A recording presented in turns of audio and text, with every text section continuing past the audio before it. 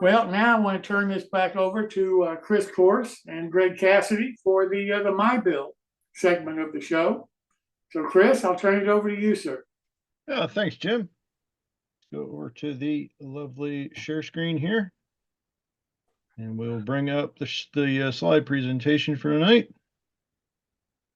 I need to minimize this so I can get to that.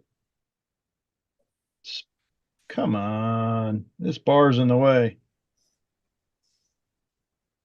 No matter where I put it, it's always in. There we go. Okay, now I got to the full screen, share screen. There we go. You'll see it here in a second. All right. Tonight's My Build is featuring you, of course, July 24th. And let's see here. Tonight it is a free-for-all. And I'm your host, Chris Course, and it's co-hosted by Greg Cassidy. Yep, Greg. Yes, I am. Don't have much to do this time, except I have one of the models entered. So. All righty. We'll move on. First up is Martin. Yep, Martin. As much as I ever am. Uh-huh. As long as you're vertical, that's the important part. Oh, let's not get too optimistic. All right. Looks like you've got 11 slides tonight. Oh, okay. First one looks a little familiar. Yeah, it'll look familiar to you at least. Wabash Valley made kits for these cars. These are the Oyster cars. Yeah. And these kits are not for the faint of heart, and they are somewhat crude. They come pre-printed on the sides, like stamped print. It's not the best, but it's what there is, and it's the only kit that's ever been made for these that I know of. And I took a few liberties along the way putting them together, but it got to a point where I saw on Chris's website, he was building these cars in ON30, I believe, or HO. HO, yeah. HO. So I contacted him wondering if he could scale up his 3D prints of the vents and the hatches, which he did and sent them to me for a nominal fee, which was actually very nice of him. It actually was exceptionally nice of him, which made these cars very possible to build. And they sit on Fox trucks, which are a little odd as well. Not a commonly used truck, but that's what you find a few photos of these cars. There's about a half a dozen photos, plus or minus two. And there are claims that they're actually blue as well, as not red, but these came pre-painted. I'm stuck with the red. So I matched the red as best as possible, painted the rest in odds and ends black, and just put it together as close as I could versus the kit instructions, which, by the way, are painfully difficult to read. Semi-handwritten, hand mimeographed. Well, I don't forget what year it was, 72, 71, somewhere in there. So a little rough, but a not commonly found car and a less commonly found kit. So I made that backwards. Okay, but I think this presages the theme of all the slides I have. So let's go to the next one. That's from the other side. Well, they look the same on the other side, plus or minus a little bit. Okay, different type of tank car. No oysters in this, just ammonia. This is an early Max Gray car I picked up off eBay, and it basically because I just like it. But I had to repair all the platform joints. Every platform joint when this arrived they were all broken, had to be soldered, adhesives, and all sorts of fun little tricks. And there are a few other broken joints across it. But I basically left this car alone because it's actually a really cool, short chemical gas tank car, and just not a common car. And I thought I should have one just for fun. Let's go to the next one. It's just the other side of the car. Okay, well, you see the brake stand. Okay, so I don't remember which one of these. There's two of these cars in the slides. And I can't remember which one's which. Could you go forward a slide or two, just a minute? Yeah, I think it's, there we go. Okay, go back. Okay, I know which one's which now. All right. Okay, 184 is the one that came to me in pieces and missing, lots of missing pieces. This is a brass Thomas, All Nation, perhaps early, but mainly Thomas 3-dome tank car. It was missing the entire walkway on the one side. Part of the ladder was disconnected, didn't have the brake wheels, and was missing the hatches. Now, you can't buy those hatches. But a number of years ago, I had noticed that these things were commonly missing. On the original, and on these cars, not on this one, but on the other car, they actually operate. They're actually hinged. But being hinged, they fall off and get lost. And I managed to grab one in passing at one point, made a mold of it, and cast 50 or 60 of them at one point, and thinking someday I might be able to use these. And every now and then I grab a car missing the top hatches and have replacement parts in hand. So this was just a quick solder, a lot of broken joints on it, solder up the new walkway. I think it's actually, I don't know which side the walkway was on. I had to repair. But solder new supports in, solder new walkway. This is not the side I soldered up. I can tell by the type of joints, type of supports on the walkway. And the old rattle can out in the driveway over the blacktop, which cooks the paint on about as fast as it comes out of the can. I've almost burnt my hands picking up brass cars in the driveway. I mean, it's 90 degrees outside above a blacktop driveway. It gets really hot real fast. So, I can paint a car in 20 minutes all around the O-scale without any problem, and it's ready to go. Take it back inside, gloss it, and start doing decals. Decals are from K4. I thought they were kind of an interesting car. So let's go to the next one. This is 184. 186 was all original. I did not have to do anything to this one. I managed to pick this one up at a remarkably good price. I just had to add the couplers. I just happened to have a pair of couplers that would work on this. And another coat of flat black, some gloss, a different, a set of decals. Change the 4 to a 6 everywhere on the car. An easy one to do. But this one had the hatches, and the hatches actually do open on this thing. Why you want that to happen, I don't know. There's nothing to be seen inside them. There's certainly no sulfuric acid. Let's go to the next one. Nope, just the other side of the same car. So this is don't remember what car this is. Probably an All Nation or a Thomas again, and was a fun thing to do because two different colors, and I just kind of like the idea. I had the decals on a very simple early tank car, Union Tank line. There were red ones and there were black ones, and I just wanted to have something different on my fleet of tank cars. Very simple lettering scheme, another set of decals from K4. So painted the car, let's see, what is this? It's like, I think it's candy apple red, which doesn't look that bright after you put a coat of matte clear on top of it. And then I have to go back and paint the frame and underbody separately.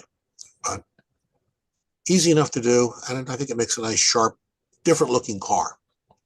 Stands out from all the black cars. Okay, let's see what the next one is, if there is a next one. Oh, it's just the other side of the same car. Yeah, and the hatch opens on that. Oh yeah, this is something else I picked up. This is a US Hobbies high walkway car. I just think these are cool. I just like them. If I can pick them up cheap being under $100, I grab them. It's an all brass car, basically unmodified, painted black, and I had some Sinclair decals for this, and old Walther set, and you wonder if they're actually going to work or not. And no problems whatsoever with them. Maybe a little thick, but they came out okay, I think. So this also had a couple of broken solder joints in the upper walkway, which had to be tacked back together. Other than that, it's pretty much original car. I didn't modify it any. Jeff Thornton wanted to know, only rattle cans used? Yes, actually, yes. Rattle cans and a very small brush. So, is there another slide on the other side of this car or something, or Yeah, I think so. or are we done? Yep, Oh, it's just this the is other the side of last this one. car. Yeah, it's the other side, the prettier side. I don't know if that's true or not. And I should be the last of my tank cars. So I got into a tank car phase and just was grinding out tank cars just to get them all off my bench and out into the stack behind me on the table. It should be the last one. Yes, it is. Very good. Alrighty. Thank you very much, Martin. Are there All right. any questions for Martin? All right. Guess everybody's happy. So thank you, Martin. And we'll look forward to seeing what you come up with for next month. All right. Next, we'll go on to Kirk Butcher. Did I pronounce that right? Butcher. Butcher. Okay. Butcher. That'll All work for right. you. I hope you can hear me well. Yep. Looks like you've got 3 slides. Okay. All right. And there's the first one. Okay. I couldn't get the whole thing in the picture in the camera. So you'll see one side, then you'll see the other. But trying to model a backdrop building for a passenger passenger car shop. And everything's scratch built. I mean, from top to bottom, except for the lower windows. I had a bunch of leftover windows at the bottom, and I went online to find a way to, because they're curved at the top, they're arched at the top of the windows. I went online to find a header that I could carve out to make up for that arch, because otherwise it doesn't look too good cut into the block like that, or the brick, whatever you want to call it. And so I filed those down and glued them on, and the roof, or in the middle, was made from cardboard. I got a couple of different techniques here that I've never tried before. I took the cardboard, and I have a steam heat in my house, and at the time when I was building it, the heat was on, and I cut the cardboard out to the size I needed, and I laid it up against the 2-inch pipe, vertical pipe coming off the furnace, and it worked it just to the point where I needed to get that curved roof. So you're looking at 2 pieces of large pieces of cardboard going across for the center roof. And the upper part is, I'm told from a friend of mine that does architecture work, that it's called a clear view, because I wasn't sure what you'd call that. But you see that in a lot of taller buildings, and I believe those were built for better ventilation, or they had them in the 30s and 40s. But I wanted to come up with something, and I couldn't find any windows. So I went online to do a little research to find out if anybody's scratch building window frames. And I saw the guy had a fiberglass tape he was using to make windows out of it. So I had a roll of that out in the garage, and I went to cut it to shape, and I found that it just wasn't quite sized right.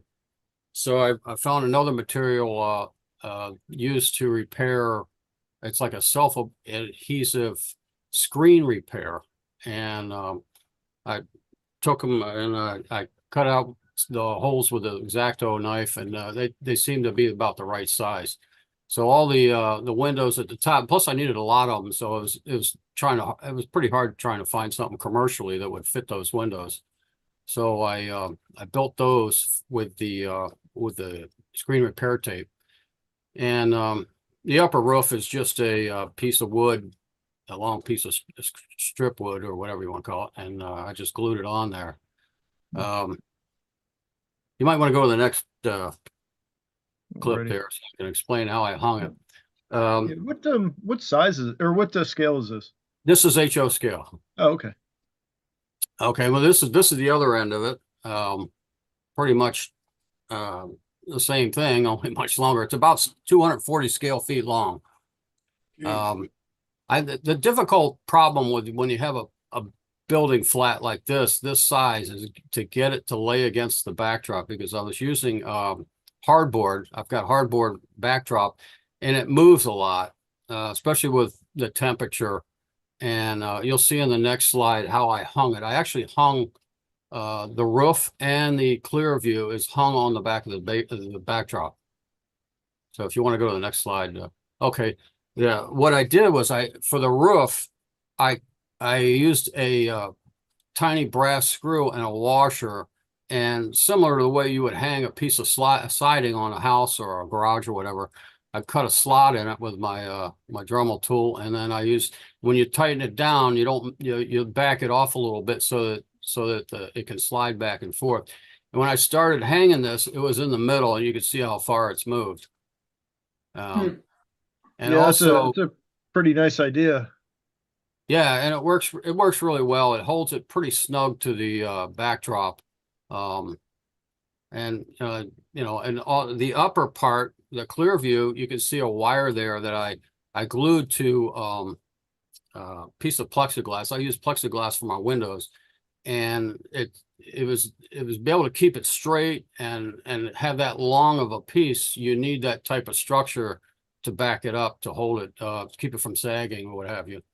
And so I glued this piece of wire, and then I put the 2 nails in the backdrop so you can't see it. You can see the roof below it there. So the back of the roof, which is the wood on the bottom there. So, but it was an interesting project, and it was a couple of techniques that I'd never tried before, and I actually like the screen tape. Works really nice. It looks better on my building than it does on my wife's on the house at home. So anyhow, it was a fun project. I enjoyed doing it. Cool. Well, thanks for sharing. Sure. All right. Are there any questions for Kirk? Kirk, it's not a question, but a couple of kits I've worked on that had those upper roof windows, they were called clear stories on the ones I was working on. So I think that's one word for them.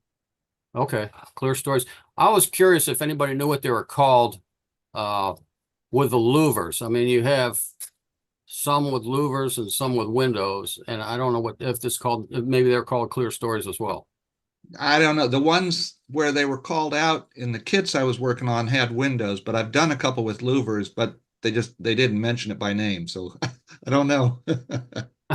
Probably the same. Yeah, I mean, I was looking online to find window configurations, and I'm modeling the middle of Pennsylvania, that area. So I wanted to try to keep it looking Midwestern, and so that's what I came up with. And as far as like the headers around the windows, that was just something I thought I could try. I wasn't sure how they'd turn out or if they'd even look good, but that's what I came up with. Yeah, it looked good. Thank you. All right. Any more questions before we move on? All right, Kirk. Well, thanks for sharing. And now we'll move on to finding the right mouse. Greg, you're up. All right. Thank you. As some of you know, you've got 6 slides tonight. All right. As some of you know, our club has an N-scale layout that we take to shows with us to promote our scholarship. And I've been tasked with building structures for it. And one of the things they wanted to put on it was a gas station. And I found this at a show for $10. And I said, well, that's worth it. So I picked this up, and I've done less plastic kits, especially in N scale, than wooden kits. But I said, well, I'll go ahead and give it a try. Next slide. So as I was putting it together, one thing I decided I wanted to do was have a sort of interior in it. So it comes with cardboard to make a back wall. And I went ahead and downloaded some pictures of the inside of gas stations and put those in it. And I also downloaded some signs and glued those on the inside of the windows. If you use canopy glue, since it dries clear, you just need to put a little bit on the front of whatever you print out and then stick it in the window, and it'll look like it's taped inside the window. So that worked pretty good. Problem with N scale is all of your dust is really big too. So that's why you see so much in this picture. But next slide. And this was it all done. I added a couple of things to it, but most of what you see there came in the kit. The vending machine, the tire, the gas pumps, the oil stands. The only thing I added was a little oil tank on the side and the price signs on the Gulf sign. Next slide. And I'll tell you, the hardest thing about putting this together was the decals. When you're working in N scale, they are so tiny. And I never thought I was going to get all those lines on the building straight. It's actually 3 decals, one that goes across the front and one that goes down each side. And they worked pretty well. And for being a kit that I think was about 25 years old, I didn't expect the decals to work as good as they did. I was pleased about that. You might also see it was designed to be put on a layout. So the concrete pad under the station came with it, but the rest of the pieces were meant to be put on your layout. So since ours is a portable layout, I needed to be able to remove this. So I just used some 040 styrene for the black asphalt pad that you see there and glued everything to it. Next slide. And then this is a little close-up. Again, with N scale, once you start looking at it real close, you can really see all of the out-of-scale stuff. You know, you see dust and stuff like that you never see on an HO or an O scale layout. But having the interior inside, at least people will be able to see that. I also put an interior inside the service bays and a little bit of junk inside there near the door so you can see those. Next slide. And then this really shows how small it is. We now have about 10 N-scale buildings on our layout. 8 of them are wood kits, mostly from Mud Creek models, and then 2 plastic kits. And we fit them all in one small little box with some padding because they're just so tiny. But it was fun building this. It was one of the more challenging plastic builds that I've ever done, just because everything was so small. And I'm glad I finished it. But there you go. That's my N-scale gas station. Yeah, it's funny. That's one of those kits. You look at it, look at the packaging, and go, "Oh, geez, I don't know that that's going to come out looking all that great." But I think you did a great job with it. I think it came out great. I agree, particularly that tiny. My gosh. Yeah. All right. Thanks for sharing, Greg. Are there I any just had a questions quick for Greg? question. Yeah, it's Alan Rogers here. Yep. Greg, was that kit, was that injection molded? Is that how they Yes. made it? Yeah. I see. And I think their injection molds use the same thickness for N scale and HO scale, because the walls are the same thickness, which means you're really dealing with some pretty thick pieces of plastic for a really tiny piece. Yeah. But you know, some painting and sanding, and I managed to get it to go together pretty well. So, It looks just great. well, thanks. Appreciated the gas prices. Yeah, I had to go look for 1960s gas price signs, and that's how I found those. It's got a little bit of an Art Deco look to it too. All right, any more questions before Greg, before we move on? All right, thanks for sharing again there, Greg, and we'll look forward to seeing what you come up with next month. Next up is Gary Cooper. You up, Gary?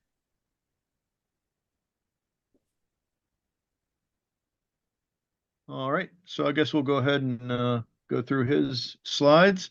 He did send a little bit. I didn't say what scale it is, but actually, judging by the tracks, I'm going to guess ON30. Does that sound about right? Or look about right to everybody? But he has a coaling tower, and he built up the sand house and water tower, ash pit, and then the outhouse, not to spoil anything here. But looks like the coaling tower was bored on board for the most part. And yep, there we have the coaling tower, the sand house. Yeah, looks like he did a great Nice job looking. with that. Yep. I'm gonna guess it's ON30. It looks ON30 to me. Yeah. Does anybody think Yeah, any I'd go- different? Yeah, I'd go with that. It's a Yeah. beautiful model. Yeah, gorgeous work on that on the coaling tower. Yeah. That's one of those Gee, kits I just I dread trying to, or one of those projects that kind of dread going to, but it looks like you cut the wood the right way and assemble it right. It comes out really nice. Nice Mhm. ash pit he put in too. Yeah, I Yeah. thought so. Too. Yeah. Yep. All right. Well, thanks for contributing, Gary. And we will move on here in a second. Next up is Leonard Davis. You up, Leonard? Yes, I am. All right, cool. I are here. Is that like Toys R Us? RR.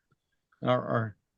All right. Let's see. It looks like you've got 2 slides tonight. First one is up. Yeah, it's a sand tower, Mhm. sanding house complex. Yeah, I Yep. built that. Still have Yep. more work to do on it. Got to do the carriage for the cover, but it's close. It's almost presentable. This is P48. Yeah, Proto 48, O scale basically structures. Okay. All right. And then the next one. Did you scratch build the tower? Yeah. The whole thing. Yeah, it looks Yeah. fantastic. Background looks good too. Yep. I didn't do much over that though. Yeah. Scenic Express, hello. All right. Yeah, it looks like you got a tarp over your sanding pit there. Yeah, like I said, there's a carriage that holds the ends of it in, so they can Mhm. pull a tarp out and then retract it fairly quickly. But I didn't get to that. I found it in a library, looking at stuff, and I said, "Oh, this is cool," and you kind of like morphed into build this. And Yeah. so here we are. You know, Yeah, it came out really nice. Yeah, it did. Well, thanks for Thanks. sharing. Are there any questions for Leonard? All right, I guess not. So anyway, thanks for sharing, Leonard. We look forward to seeing what you can come up with next. Next up, we have Bob Farquhar. Yep, Bob.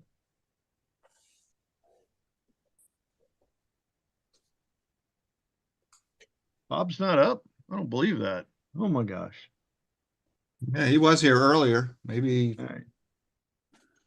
All right. Looks like he The engineering. went ahead and I believe this is HO scale, but correct me if anybody recognizes the structure here and knows better. But Fundy Engineering, it looks almost like a background flat. In fact, it probably is a background flat, I'm guessing. Yep, it is, because it's really narrow. So, well, if you're out there, Bob, thanks for sharing, and we look forward to seeing what you can come up with next month. All right, next up is Cliff Flatten. Yep, Cliff. I see you, Cliff. And he's trying to turn on his microphone.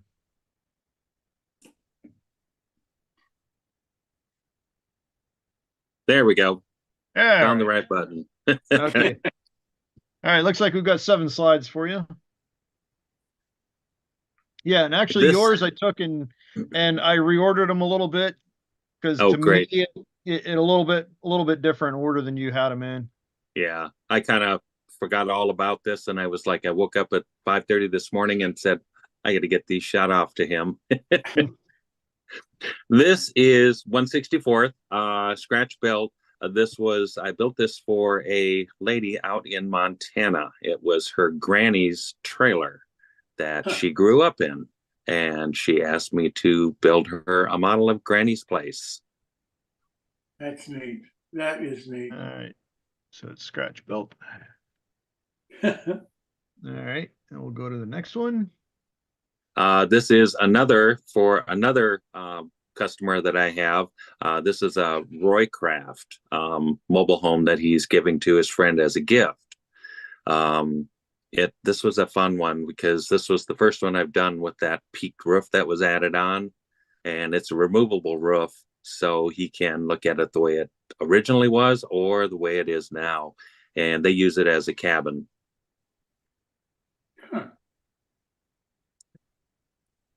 But yeah, it's a lot of fun. I like to do the old mobile homes. This was one of my most popular. It's the old Croft. I've sold 3 of these. One went out to, actually all 3 of them went to Michigan. Just found them.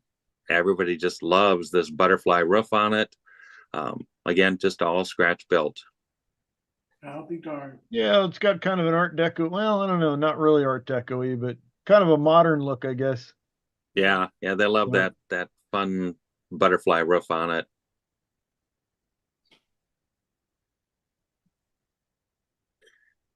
And this is a smoker trailer that they used to build back in the 50s. It's got 3 levels in the front. Kind of fun. I scratch built the wheels on this one.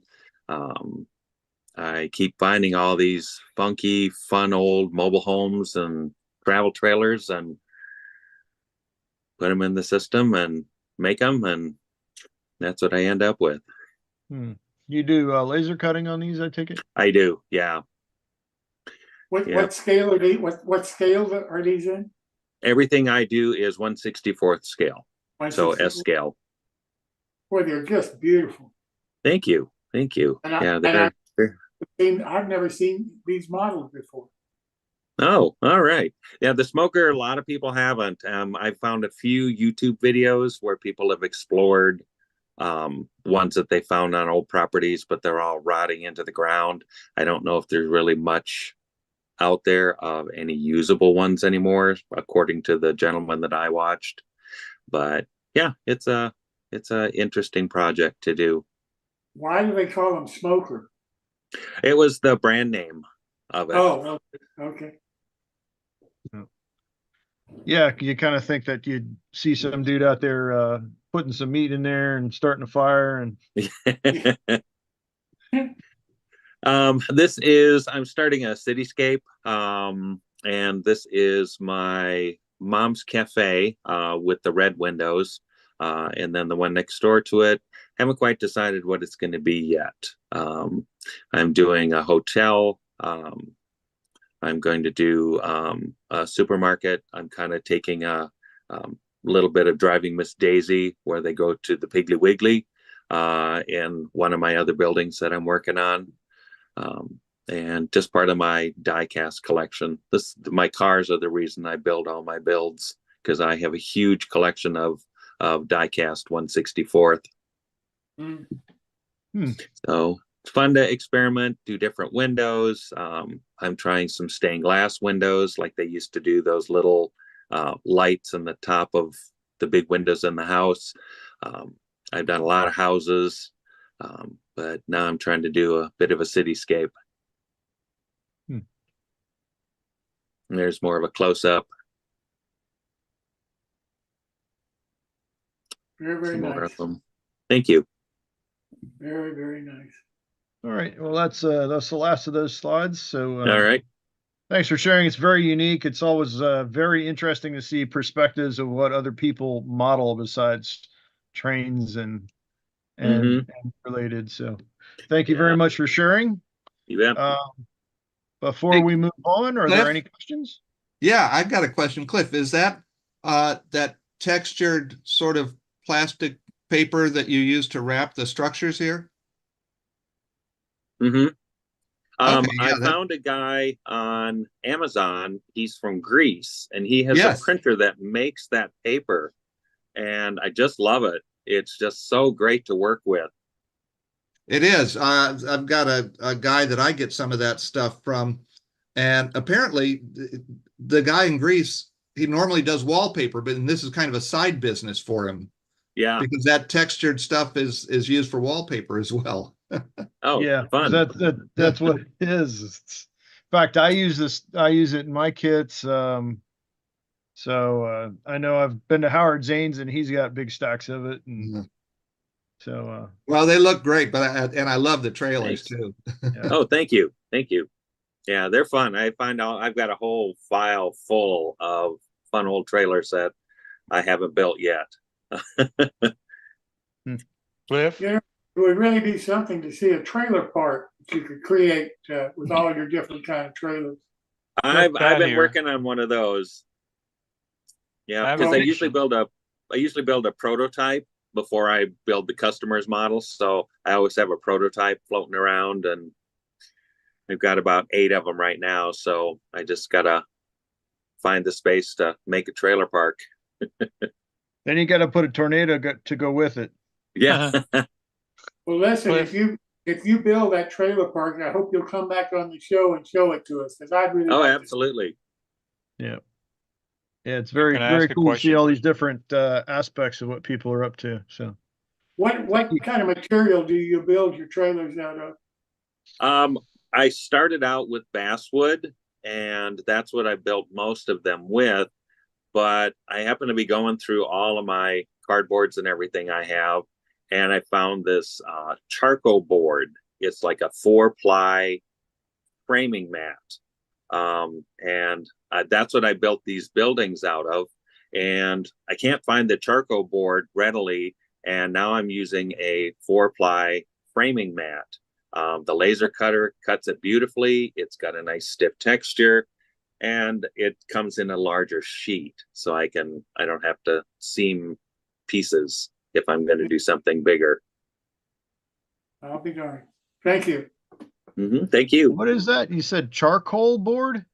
It's called charcoal board. Yeah, you find it in the art supply department Yeah. at like Hobby Lobby and Michael's. I just picked up something new the other day. It's slightly different, but it's a similar thing. And I'm anxious to try that, see how it does. I've got a prairie style house I'm doing for one of the doctors in the hospital I work at. So that's going to be a fun one and I'll try to get that one to the show sometime. Yeah, just looked it up. Looks like some interesting stuff. Yeah, it's a nice stiff, and it doesn't really warp like wood does sometimes. I don't worry so much about splintering. You know how some you go real fine on the window details. Sometimes it's so thin that it just burns the wood right out, but the paper tends to hold on a little better.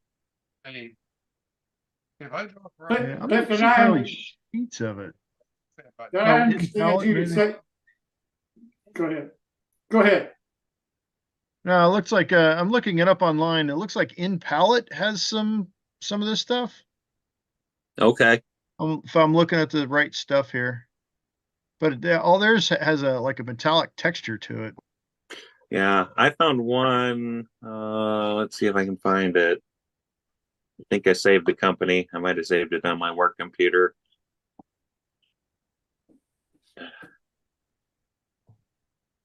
But it was from another kind of a craft paper framing company. Yeah, a lot of my searches, it comes up with things that are painted charcoal color. No, I don't think I saved it here. I have it saved on my computer at work. Huh. But yeah, I just put in charcoal board. It's made by oh, who's the company? I got a piece right here. It's charcoal board. It's an artist charcoal paper surface. It's made by the Crescent Cardboard Company. That's who makes that charcoal board. But the 4-ply of the other stuff that I got, it's a watercolor. So nice thing was it takes water-based paint and it doesn't warp, it doesn't come apart. So that made a big difference in what I could do with it too. It doesn't it cuts great, but you can't really engrave on it very well. It doesn't take an engraving because of the, I don't know if it's just such a tight grain, but that's all right. I can, Cliff, one I can quick do that with question. something else. Mm-hmm. One quick question. The application of that paper on your building, how do you apply it to it? I used spray, the spray glue. Okay. That Thank you. worked really good. Yeah, didn't warp it, didn't cause any bubbling, and held really good. Okay. I have a quick question too. Have you thought about releasing some kits of your mobile home models? I've had a lot of people ask me that, and right now I haven't had the time to do that. It is something that I'm working on. I've been watching a few videos on how to really put that out there. So yeah, it's like I said, I've got so many that I want to make that, but yeah, once I get them down, my sister's been helping me. She's trying to get me to be able to sell the file, that you could just buy the file if you have the cutter, and then you could scale it up and down, which is what I've done too. I made the S scale, I made an HO, and I made an N scale.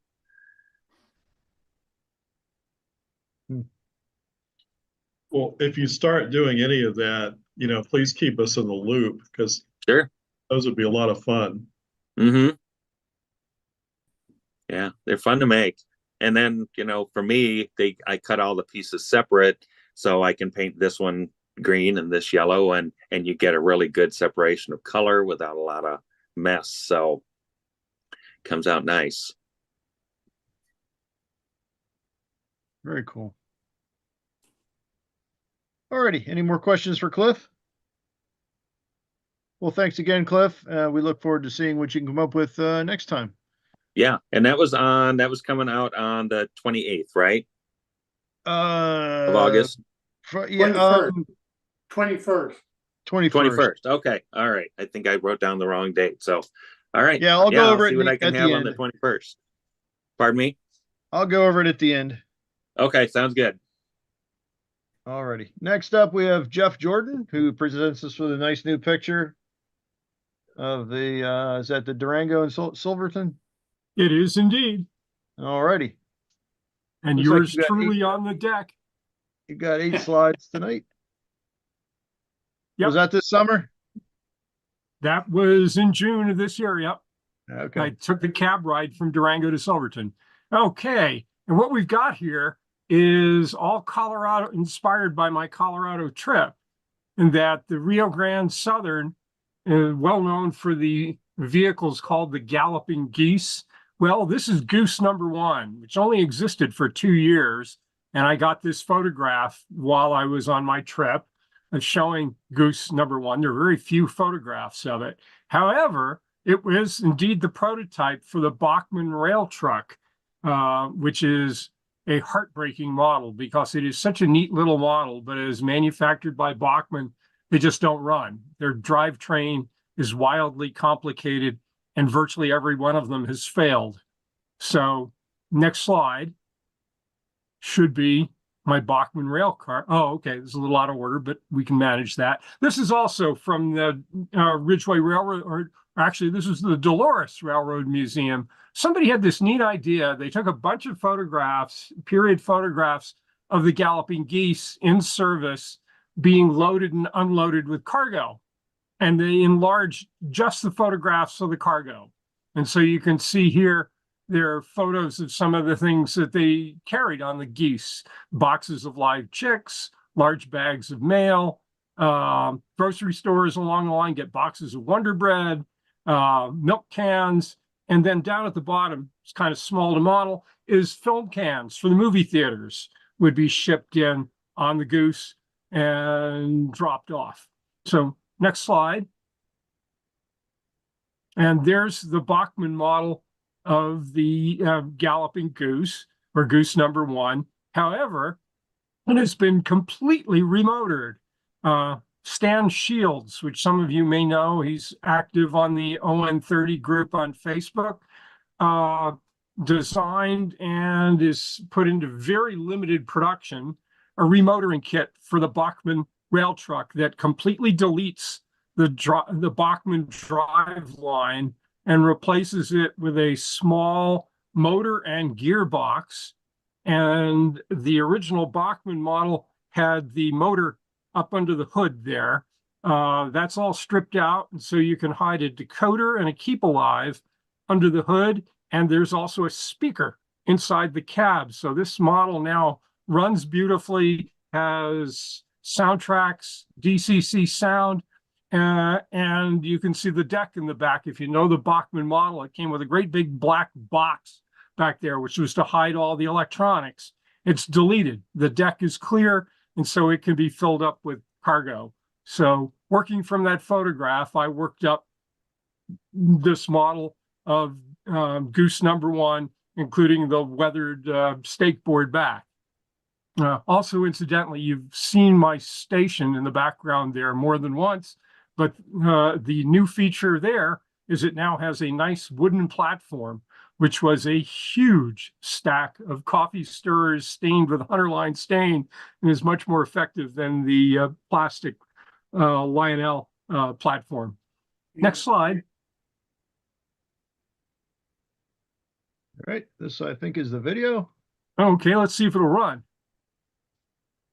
I can hear it. There it goes.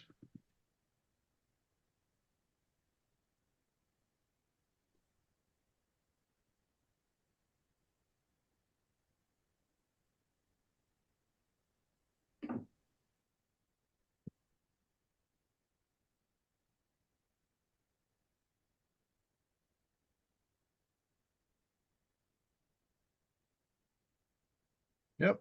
And at the end there, the Auga horn.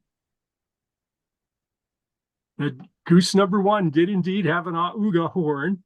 And so the sound is amazing. That's the same video. I think it's looping. Oh, there we go. Next photo. And there's even a speaker hidden in the cab there. It's the first time I've used the Soundtrack Sugar Cube speaker, and I was amazed by the sound you got out of that tiny little sugar cube. So it's a neat little model, and with a reliable DCC system and sound, the Goose number 1 lives again on my Rio Grande Southern. Very cool. And then you should have a couple of pictures of the loads in the next couple of photos. Yeah, here we go. This is my models of the loads you saw in the pictures. The milk cans are easy enough. Berkshire makes nice milk cans, so it's easy to get them, clean them up. But the Wonder Bread boxes in the back were a project to find cardboard boxes in O scale. They actually came off of Etsy. I downsized them a bit because they were made for doll houses, and then used my word processor to print the labels. And the masking tape is real masking tape cut into scale 3-foot wide strips. And so there's several boxes, and you can see up in the corner, they even have a little shipping label on there. So there's the Wonder Bread ready to go to town, or to be to the local markets. Yeah. Jeff, you just mentioned Berkshire Valley. I've got a little bit of news. We have convinced him to come to Timonium in October. So that's part of the Craftsman Courtyard. That's going to cost me money. I love their stuff. Their detail parts are terrific. You'll see some more of their detail parts in just a moment. All right. Next slide. I think is their mail bags. Yep. As you saw, the Goose carried lots of mail. Indeed, that's what kept the railroad going, was the mail contract. So there's a couple of bags.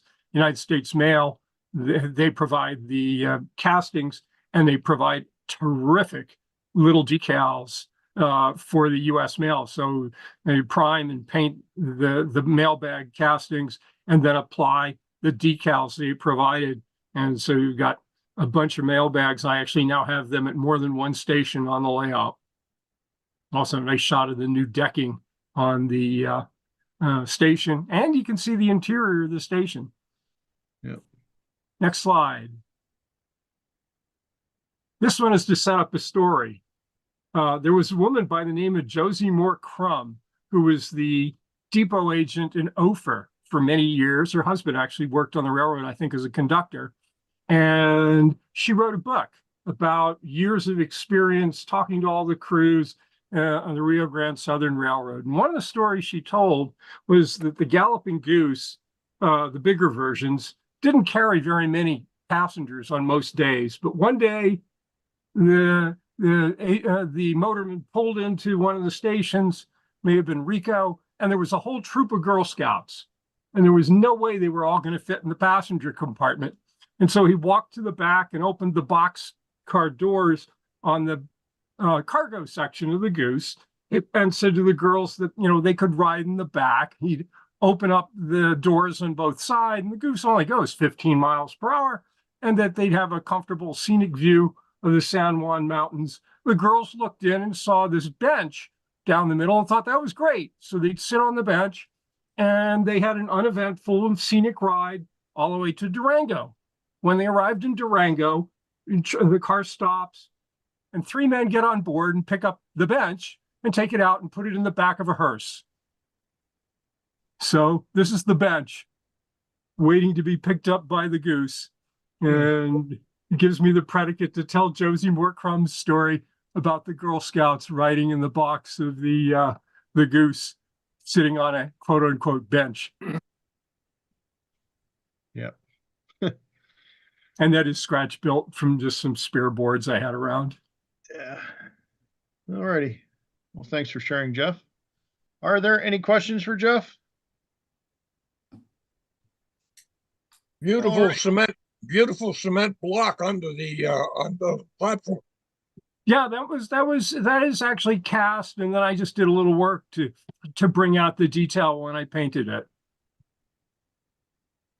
It's a nice model. That is the Lionel Rico Depot, and notice that the plastic actually has some grain cast into it.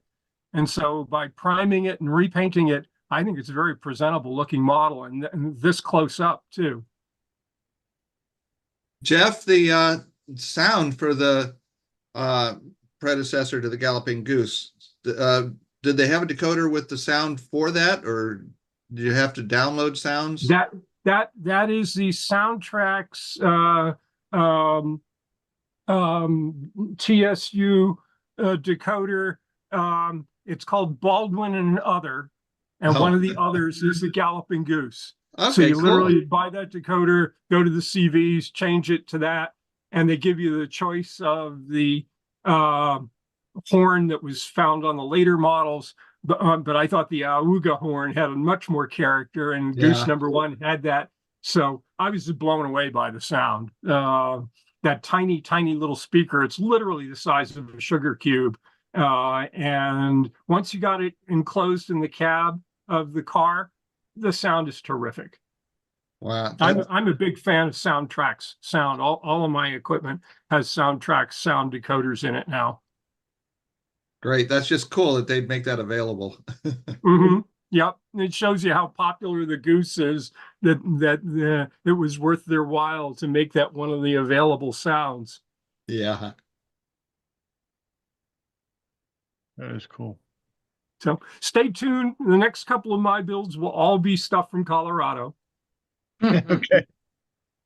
All right. Well, thanks for sharing, Jeff. I came home from Colorado with a list of like 20 ideas. Well, that's good. All right. Any more questions for Jeff?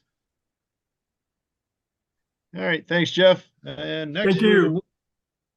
Move on. Bill Stimson. He wasn't sure if he was going to be up tonight. Are you up, Bill?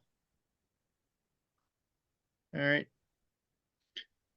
Let me go do a quick read of what he sent. Okay. So there's 8 slides here. He did I believe this is an N scale version of the of Alan Rogers New Tracks New Creations Victorian Buildings, the Weller gas station. So he You- did some he had one of those built up. Alan, did you want to Yeah, I'll talk about it? substitute for him. He asked me last week, I think it was, if I'd be here and talk about these in his stead. So Yep, and if I would have read my notes, I would have known that. no problem. No All problem right. at all. You know what? If you want, I believe I've got a prototype picture.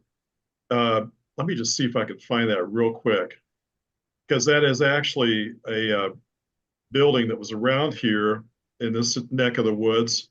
I do have it. How about that? Let me see if I can share my screen real quick. Well, I can't do that, can I, Chris? 'Cause you're, I but think that's I would okay. have to stop sharing. Oh, Well- it's already done for me. Okay. Oh goodness. Okay. Well, let me throw this up there real quick. So this is the prototype, and I've never seen it in person. It was probably torn down in the 50s or 60s. So that's what it's based on. It was next to a general store out west of here, and so that's my N scale model that you just showed, and I've got those all the way up to O scale. That's neat. Very easy kit. I hope I didn't mess you up, Chris. Nope. Okay. Looks like it came right back to where it was. Cool. Good, fantastic. By the All way, the windows are 3D printed, Mhm. even in N scale. I was able to get a decent 3D print, and the roofing material is called cambic. It's a cloth that you usually find underneath a piece of furniture that catches dust, Oh yeah. and it makes a pretty good tar paper. So that's probably it, huh? There's 8 photos that he sent, and I think this is the second one. Okay. There's another You one. did a really good job on this. What scale is this? This is N And- scale. N scale, my God. I make those in N, H, O, S, and O. Okay. Oh, I guess that was it. That's it. Oh, it was 5 photos, not 8. All right. Well, if you're out there, Bill, thanks for sharing and for the shout out to Alan. And up next, we have Father Ron, who has 4 slides for tonight. Hello. I'm still here. Okay, cool. This is board by board construction. It is just something I drew up and put together. I named it after my dad. My dad was Fred Walters. And actually, that phone number 497 was the original phone number when I grew up as a kid. The windows are Tichy, but the doors on the model are all scratch-built doors. Wow. This is the siding is, as Jeff Jordan mentioned, is coffee stirrers, all stained with Hunterline stain, several different types of stain. Then I used alcohol and India ink to tone down the difference in colors. The electrical box and the gas meter are both Walthers types things. The vent on the side of the building is, I forget who made that, whether it's RS structures or RS scale models or whatever, but it was another thing I had in my collection. The roof is construction paper, and I haven't weathered this yet. Tone it down in color. And I got the picture of Ready Electric up there, little Ready offline. That's I used what do you call it? Inkscape to do the sign and the pipes, and on that, well, the vent on the left of the back side of the building is a Tichy, but the other black pipe sticking through there is just a plastic stir straw coffee stir straw. Yeah, looking at the siding on this reminds me of an old kit. Do you know Albert Booz? Yeah, I know Al Booz very well. This looks like one of his kits to me. Well, it's not a kid. I just Well, yeah, but it looks like something that he would have done. It's very much along the vein of his work. So I believe you can look on the door to the extension. That little piece is from another kit. I have no idea where it came from, but that's the padlock on the door. Jeez. Wow. Okay, next slide. This is one of the Woodland Scenics kits with the, who is it that makes the interiors? This is the bookstore interior. I changed the sign on it. That's one of our Franciscans who was a bookworm. He read tons and tons and tons of books. So I figured he's deceased now. He's a friend of mine, and I thought, well, he needs to have a building named after him. The water tower on the top, I believe, is ITLA, ITLA. The opening for the get up on the roof is something I designed in Inkscape. There's also an air conditioner up there from Walthers. The fire escape is ITLA also. I put that together to put on the back of the building, and of course the electrical meter is a Walthers as well.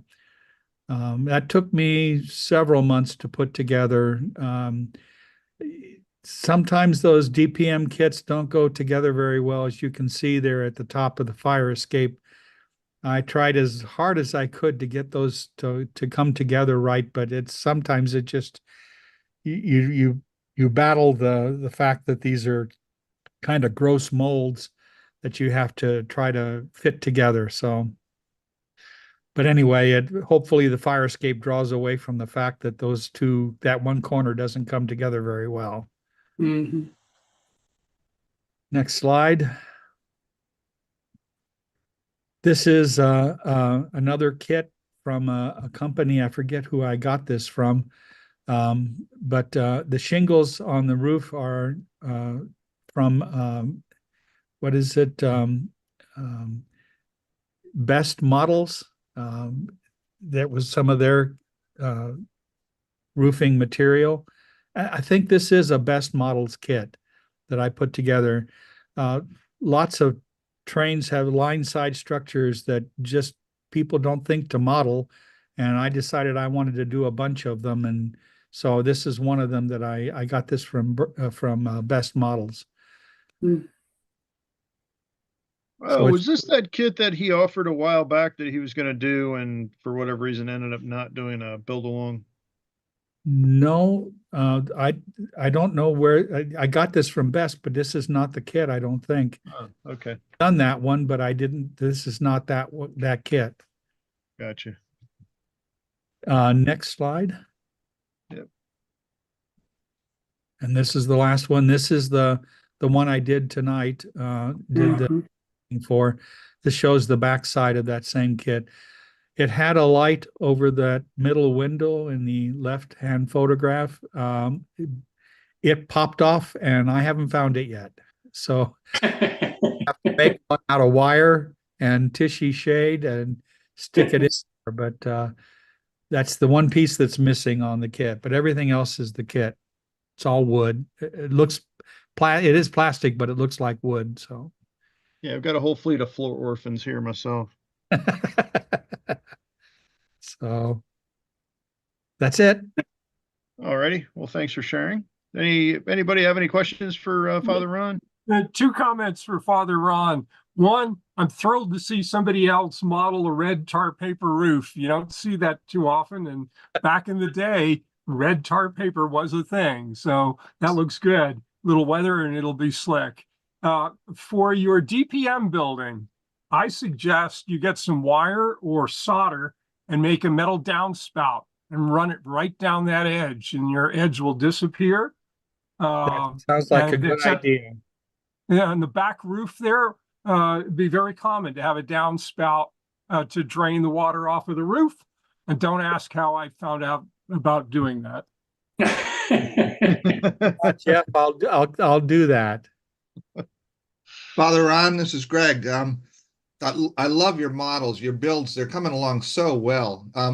But what I'm really impressed with is your photography. And I know you're a camera buff, but your photos are so sharp and so well lit. I'm really impressed with that as well. I just use the iPhone. That's all I'm using on it. Well, you know how to use it well.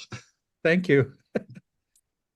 Yeah, the one thing that I really like is the scratch built building back here with the Yes. tie into your father. That's awesome. Yeah, I thought so too. That makes it really special. Yes. I'm going to share that one with my sisters. All right.